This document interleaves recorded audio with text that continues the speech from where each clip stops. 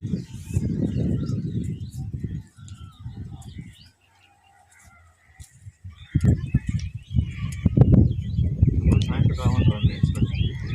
చలి ఎక్కువ ఉందన్నా, ఎక్కడ రమ్మంటాం. సరే మన బిల్డప్ బాబాయ్ తెచ్చుకునేదా, థమ్సప్ ఇప్పియాలి నువ్వు. ఉండు బాబాయ్ ఫోన్ చేస్తాను.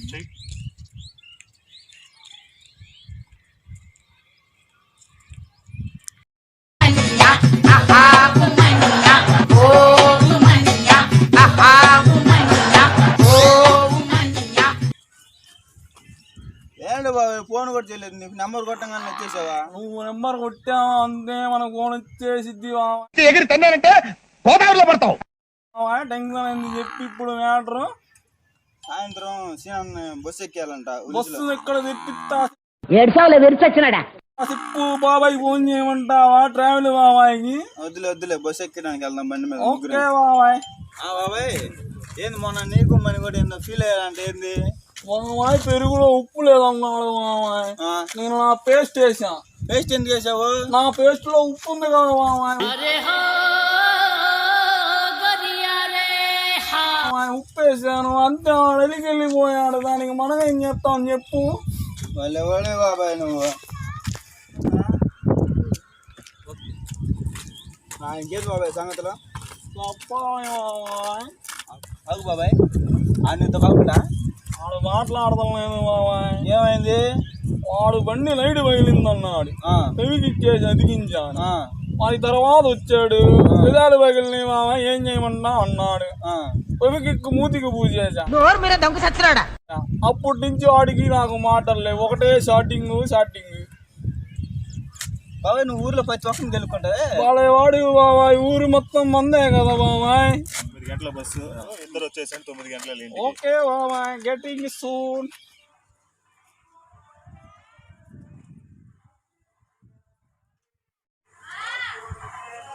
రెడీ అయింది కానీ బాబాయ్ తీసుకొని తొందరరా.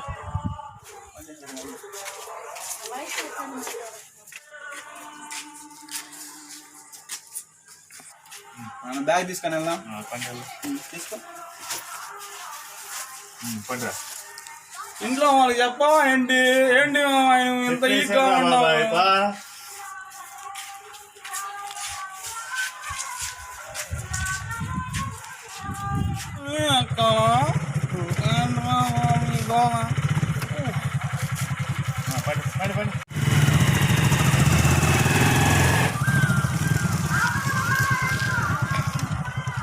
అన్నా సరే అయితేనా, బస్సు వచ్చింది, బస్సు ఎక్కేసి వెళ్ళిపోతా.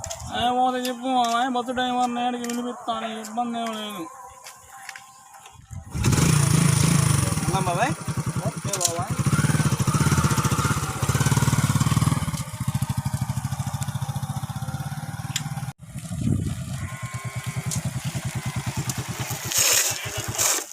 ఏంది బాబాయ్ బండి ఏంటి నువ్వు? బాబాయ్ చలి బాబాయ్ తట్టుకోలేను. అబ్బా ఇల్లు మొన్నే పదా అగ్గి పెట్టి పిత్తా. సరే పద బాబాయ్. బాబాయ్ అగ్గి పెట్టి అడిగి బాబాయ్, మొన్న ఇల్లు అగ్గి పెట్టుందా? సిగ్గులేదు అగ్గిపెట్టాడు కదా దానికి అర్ధరాత్రి పూట. బాబాయ్ ఏంది బాబాయ్ ఎంత మాట ఉన్నారు? పక్కిల్లు కూడా మొన్నే పదా బాబాయ్, దున్నేద్దాం బాబా. బాబాయ్ రేట్ వేస్తుంది బాబాయ్, ఇంట్లో ఖచ్చితంగా ఎవరో ఒకరు ఉంటారు. ఖచ్చితంగా ఇస్తారు, తీసేయి బాబాయ్. ఎందుకు నేను ఉన్నావా? అగ్గి పెట్టుందా? రేపు రాయా, రేపు ఇస్తాను. ఇల్లేంది బాబాయ్ రేపు రమ్మంటున్నారు. ఇక మనం దొంగతనం చేయాల్సిందే అగ్గి పెట్టి. అంతేనంటావా? అంతే. వెళ్దాంపా. ఇంట్లో ఎవరుంటారు బాబాయ్? ఓకే బాబాయ్, నేను వెళ్తాను. దొంగతనం ఇంట్లోనే చేద్దాం మనం, ఓకేనా? ఓకే నువ్వు వెళ్ళి వచ్చేసా.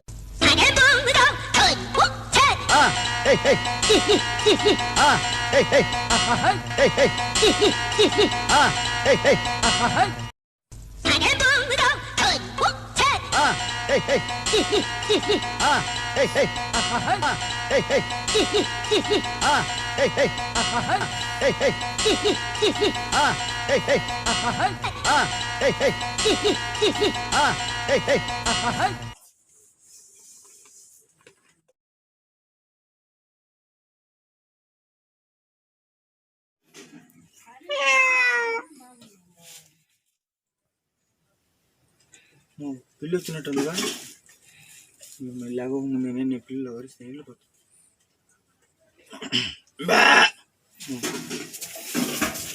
దొంగ దొంగ దొంగ దొంగ పోలీస్ పోలీస్ దొంగ దొంగ దొంగ పోలీస్ పోలీస్ పోలీస్ తీసుకెళ్ళ.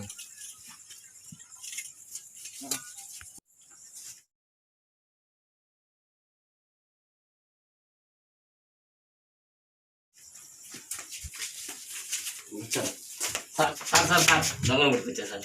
ఇదిరా దొంగను పట్టుకొచ్చా సార్. ఏడి అడిగా సార్. ఇంకా అక్కడ సార్ నువ్వేంట్రా ముసుకేసావు? చలి పుడుతుంది సార్. ఏంట్రా సలుగుట్టేది? రే నీళ్ళల్లో పడితే ఈత కొట్టుకుంటా బయటికి రావచ్చు, అదే నా చేతిలో చిక్కితే నువ్వు ప్రాణాలతో మిగలవరా. ఇలా అయిపోయావురా చేతిలో. కానిస్టేబుల్ ఏం చేశాడు వీడు దొంగతనం? అగ్గిపెట్టి సార్. ఏంటి బాబా అన్న ఇంకోసారి అన్న అగ్గిపెట్టి సార్. అగ్గిపెట్ట ₹10 అగ్గిపెట్టి కోసం 500 రూపాయలు డైలాగ్ వేస్ట్ చేశారు కదరా వీడికి. బాగా పట్టుకొచ్చావు కదా, రేపు కోర్టులో సబ్మిట్ చేద్దాం, జాగ్రత్త చూసుకో.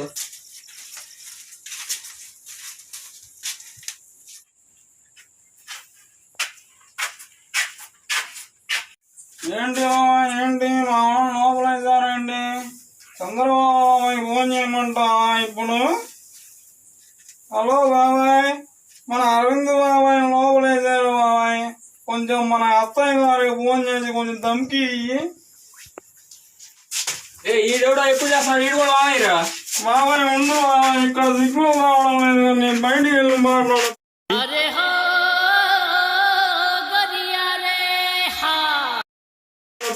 బాబాయ్ బాబాయ్ అండ్ ఇచ్చాడు కదా బాబాయ్. ఏందమ్మా ఏం సాయంత్రం? సార్ సాయంత్రం నాకు న్యాయం చేయండి సార్. సాయంత్రం నేనేం చేస్తా, ఏం కావాలి? Water bottle 150, water bottle 20, touching 10, గ్లాసులకి 400 sir. మొత్తం అంతా 160 సార్. సాయంత్రం నేను న్యాయం చేస్తాను. సరే ముద్దాలు ఎవరిని వచ్చారా? వచ్చానుకుంటా సార్. వాళ్ళు ప్రవేశపెట్టండి. అరవింద్ అరవింద్ అరవింద్.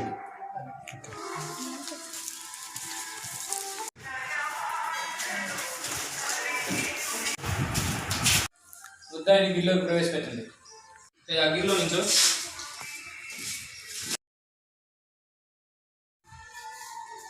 ఎస్ఐ కరీంరెడ్డి సార్, మీరు 154 రూపాయలు ఫైన్ కట్టాలి.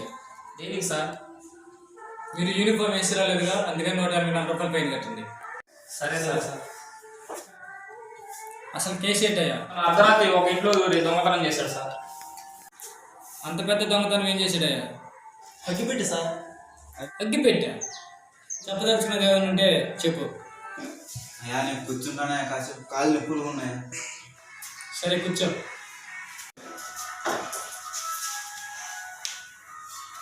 ముందుగా మీకు దండాలయ్యా. అయ్యా మీకు ముందుగా నేను చెప్పుకోని, మా ఊరు పాతపడు, నా పేరు అరవింద్. అన్ననే ఇంట్లో వదిలిపెట్టొద్దామని వెళ్ళానయ్యా. వచ్చేటప్పటికి నాకు బాగా చలి పుట్టింది. నాకు ఏం చేయాలి అర్థం కాక ఒక ఇంటికి పోయి తలుపు కొట్టి మా అగ్గిపెట్టి ఉందా అని అడిగా. వాళ్ళు రేపు రమ్మన్నారు, కానీ నాకు రేపు దాకా అసలు ఆగలేదయ్యా. నాకు ఏం చేయాలో తెలియక ఇంకొక ఇంటికి పోయి తలుపు కొట్టానయ్యా. సిగ్గులేదా అన్నారయ్యా.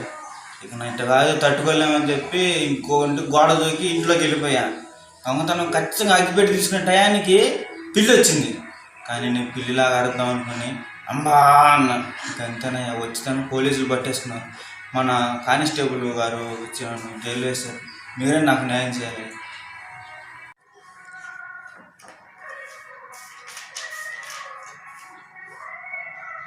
కేసు పూర్వపరాలను ఉద్దేశించి సెక్షన్ మ్యాన్షనమ్స్ వాటర్ బాటిల్ ప్రకారం 154 రూపాయలు ఫైన్ విధించడమైనది, మరియు 7 రోజులు జైలు శిక్ష. సార్ 150 రూపాయలు కట్టి సార్. సాయంత్రం నాకు న్యాయం కావాలి.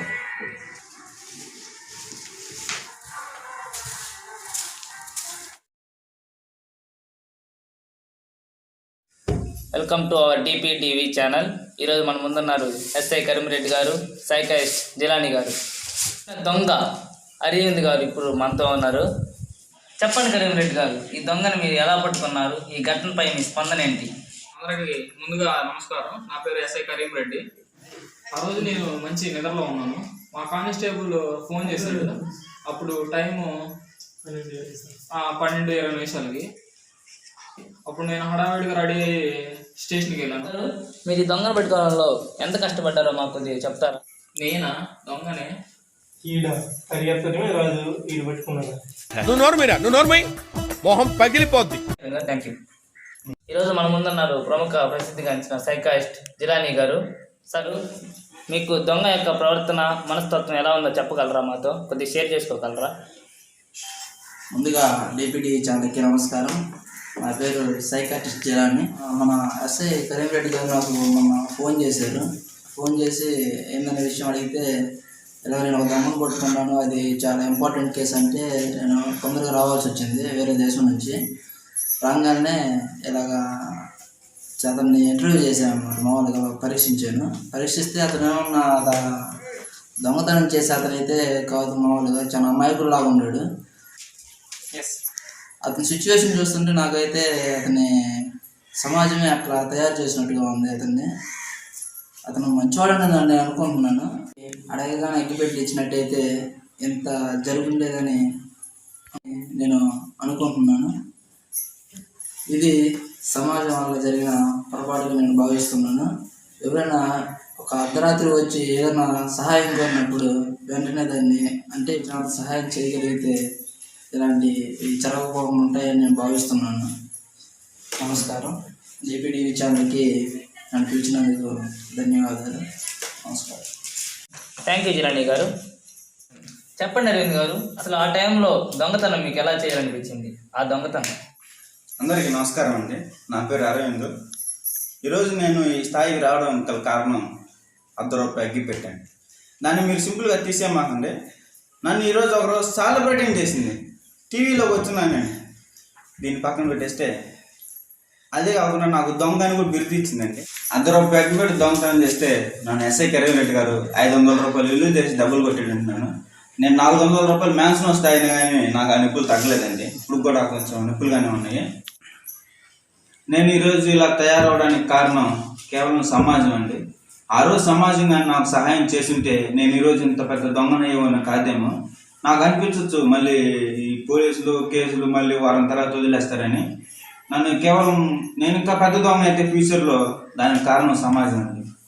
మీరు కూడా ఎప్పుడు ఇలా ఎవరిని ఇలాగా తయారు చేయొద్దని కోరుకుంటున్నాను. ఈ సమాజంలో కేవలం దొంగలు తయారవుతున్నారంటే దానికి కారణం మనలాంటి మామూలు మనుషులేనండి. వాళ్ళకి అడిగినప్పుడు సహాయం చేస్తుంటే వాళ్ళు దొంగలుగా తయారవరేమోనని నాకు అనిపిస్తుంది. ధన్యవాదాలు. జై హింద్. Thank you. ఈ వార్తలు ఇంతటితో సమాప్తం. తిరిగి మళ్ళీ రేపు ఇదే ఛానల్లో కలుసుకున్నాం. Stay tune DPTV. ఇంకా చూస్తున్నా ఏంది మన మామని సబ్స్క్రైబ్ చేయట్లేదు. అక్కడ సబ్స్క్రైబ్ చేస్తే అట్ట గంట సింబల్ కూడా నొక్కాలి అక్కడ. అది కూడా నొక్కనమ్మా మన మామయ్యకి. Please subscribe our DPTV channel and like it.